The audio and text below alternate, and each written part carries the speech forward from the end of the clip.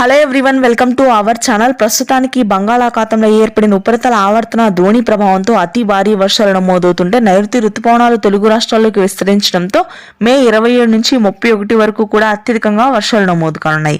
జిల్లాల వారీగా ప్రాంతాల వారీగా చూసుకున్నట్లయితే సత్యసాయి, అనంతపురం, కర్నూలు, నంద్యాల, వైఎస్ఆర్ కడప, చిత్తూరు, తిరుపతి, అన్నమయ్య జిల్లాల్లో రానున్నటువంటి 4 రోజుల పాటు ఈ రోజు రాత్రి నుంచి నైరుతి రుతుపవనాల ప్రభావంతో అతి భారీ వర్షాలు కురవనున్నాయి.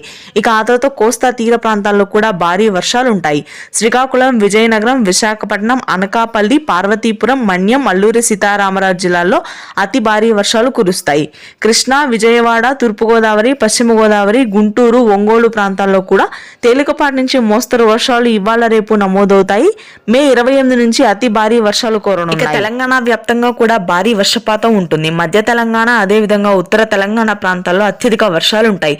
ఆసిఫాబాద్, మంచిర్యాల, పెద్దపల్లి, సిరిసిల్ల, సిద్దిపేట, కామారెడ్డి, హన్మకొండ, వరంగల్, హైదరాబాద్ నగర ప్రాంతం మొత్తం కూడా భారీ వర్షాలు, నాగర్ కర్నూలు, నల్గొండ, సూర్యాపేట, రంగారెడ్డి, మహబూబ్ నగర్, వనపర్తి, గద్వాల్, వికారాబాద్, సంగారెడ్డి ప్రాంతాల్లో రానున్నటువంటి 4 రోజుల్లో అతి భారీ వర్షాలు కురవనున్నాయి. ఇవాళ రేపు తేలికపాటి నుంచి మోస్తరు వర్షాలు ఉంటాయి. Thanks for watching.